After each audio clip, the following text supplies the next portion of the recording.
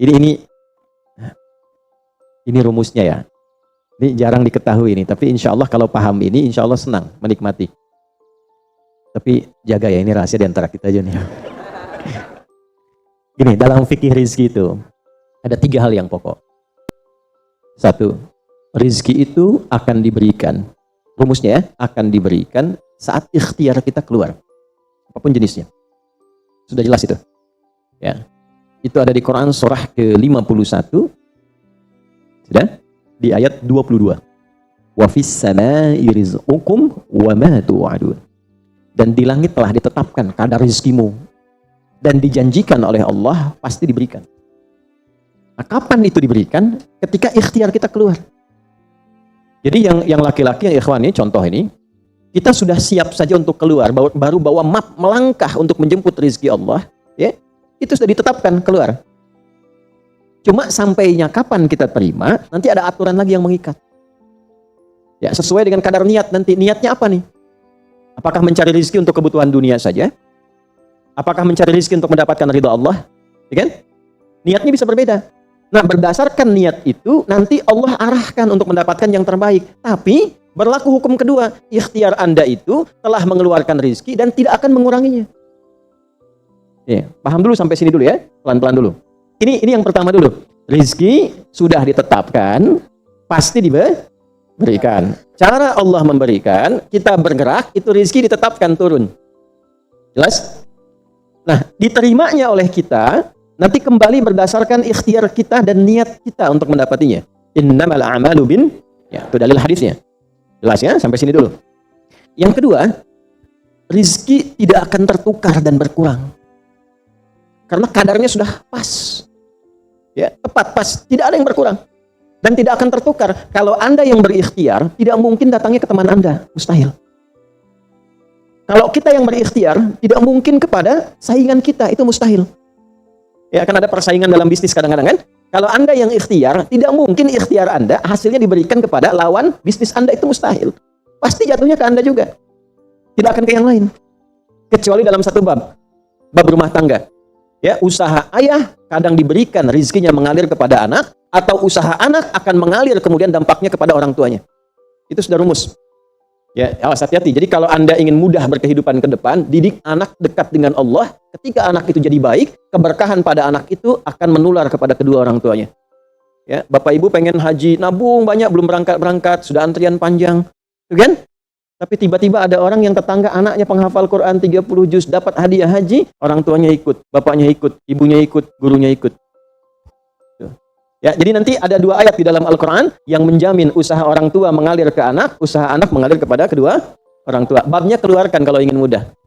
Nah, yang ketiga, nanti saya urutkan di papan tulis supaya memudahkan itu. Yang ketiga, ini yang paling penting untuk disadari, urut dulu ya. 1, rizki telah ditetapkan untuk diberikan. Sepanjang kita mau berikhtiar untuk menjemputnya. 2, rizki tidak akan berkurang dan tidak akan tertukar. Baik ya? Jelas sampai sini? Nah, ketiga, ini yang paling penting. Fokus ini dengan baik. Rizki akan ditentukan keberkahannya berdasarkan nilai keimanan seorang hamba. Catat ya. Rizki akan ditentukan kadar keberkahannya. Saya bicara berkah dulu tuh. Berdasarkan kadar keimanan seorang hamba. Yang ketiga ini kaidah khusus yang membedakan antara beriman dengan belum beriman. Sebab kita bisa bertanya kepada Allah, ya Allah, saya sudah beriman. Ada hambamu belum beriman. Apa yang membedakan iman saya dengan hambamu yang belum beriman terkait dengan persoalan rizki? Maka turun nanti ada ayat tentang rizki yang dikaitkan dengan iman. Sekarang kita praktekkan pelan-pelan. Ini ada rizki.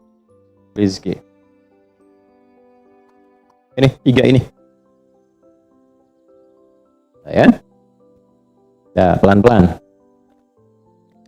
Ya, cara memahaminya bagaimana? Kalau ada yang bergerak, itu pasti rezeki diperintahkan ya untuk diturunkan. Tapi sekali lagi tadi, apakah itu akan langsung diterima atau nanti diakumulasikan, dikumpulkan? Yang dengan pengumpulan itu di titik tertentu Allah berikan.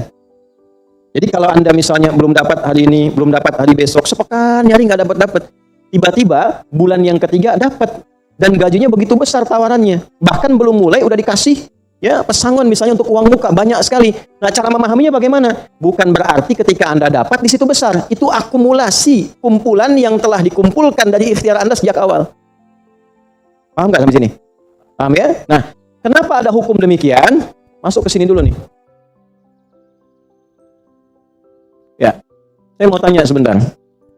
Bapak Ibu, yang para ayah dulu ya, laki-laki lah terutama. Kalau mencari rezeki dalam konteks bekerja ya, untuk materi. Karena rezeki itu nanti ada ketenangan, anak-anak, keturunan itu rezeki juga. Dalam konteks mencari materi, untuk makan, untuk minum, dan sebagainya, saya tanya, untuk memenuhi kebutuhan hidup atau untuk mencari ridho Allah? Udah jujur aja, nggak usah. Pasang sini dulu. Udah, wajahnya nampak loh ini. Saya tanya, untuk kebutuhan hidup atau mencari ridho Allah? Nah, ini nomor satu. Nggak mau kalah dua-duanya. Ridho Allah. Ini sekedar dunia. Pelan-pelan ya. Ketika Anda mencari rizki hanya untuk dunia, maka yang berlaku hukum dunia. Ya. Semakin Anda bekerja keras, semakin Anda dapat. Semakin Anda kreatif, semakin mudah dapat. Ya, semakin pintar, semakin mudah dapatnya. Di sini tidak berlaku masalah iman. Karena semua sama, Allah tetapkan hukum dunia. Siapa yang bekerja keras, siapa yang mau kreatif, siapa yang punya inovasi, siapa yang makin pintar, mudah dia mendapatkan dunia. Ada ilmu menambah, dunia dapat. Man arada dunia, kata Imam Syafi'i, fa'alaihi bil ilmi. Siapa yang ingin menguasai dunia, dengan ilmu bisa dapat. Ini. Ada ilmu kreativitas, ada serius, sungguh-sungguh. Kerja yang serius, sungguh-sungguh. Itu kan? Di Tiongkok itu, kalau datang ke satu tempat, ketukin tiap pintu, nawarin barang. Ya, barang ditawarin 1, 2, 3, 4, saking seriusnya. Orang mengerjakan apa, dia cari yang lain. Pernah dulu ada orang bukan muslim ke Saudi, mampir ke Jeddah hanya untuk lihat jemaah haji itu beli apa. Setelah itu dia pulang ke Tiongkok, ke Cina, ya. Musim berikutnya itu made in China. Semua buatan Cina tuh, yang tasbih Cina, yang sajadah Cina, dan harganya jauh di atas harga standar. Itu tuh. Jadi kalau misalnya orang serius, sungguh-sungguh kreatif, inovasinya ada, bisa buat sesuatu yang orang lain nggak buat, dia bisa sukses. Hukum dunia. Gitu. Tapi semua apa yang didapatkan pun untuk memenuhi kebutuhan dunia saja. Ya. Nafsu ada di situ, persaingan ada di situ, ya, popularitas ada di situ. Makanya orang-orang yang kerjanya orientasi dunia, itu pada umumnya, maaf ya, pada umumnya, apa yang didapatkan hanya untuk memenuhi kebutuhan nafsunya saja. Selesai sampai sini. Nafsu itu kan nggak berhenti. Makanya perlombaannya berapa banyak? Ayo, siapa yang duluan dapat 10 triliun? Siapa yang duluan dapat 20 triliun? Di dunia. Dan nggak akan berhenti. Begitu dapat, pengen nambah lagi. Dapat, pengen nambah lagi. Walaupun yang dipakai mungkin tidak sampai ke situ. Sekarang saya tanya Anda ya, mengumpulkan sesuatu yang tidak Anda gunakan, bermanfaat tidak? Ya. Ibu misalnya mengumpulkan kayu bakar banyak sampai seluangan masjid ini, Bu. Ya. Tapi yang ibu pakai sehari cuma 1. Ya, dikumpulin 1, 2, penuh, tapi yang dipakai 1. Tapi nggak pernah puas melihat, pengen lagi. Sampai 10 masjid kayu dikumpulkan. Yang dipakai cuma 1. Nah, kira-kira perbuatan semacam ini bermanfaat tidak?